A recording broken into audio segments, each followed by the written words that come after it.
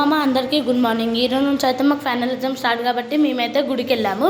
గుడి క్లిప్స్ తీయలేదు కాబట్టి ఈ వీడియోలో పెడతలేదు. ఇంటికి వచ్చే లోపల మా మమ్మీ బ్రేక్ఫాస్ట్ కోసం ఎగ్ దోశ వేసి ఇచ్చింది. టైం అవుతుంది కాబట్టి మా మమ్మీ తినిపిస్తుంది. దీంతో పాటు అయితే మా మమ్మీ మిల్క్ ఇచ్చింది. చాలా బాగుంది ఎగ్ దోశ అయితే. ఇంటికి వచ్చే లోపల లంచ్ కోసం మా మమ్మీ మామిడికాయ పప్పు చేసింది. దాని ప్రిపరేషన్ చూద్దాం రండి.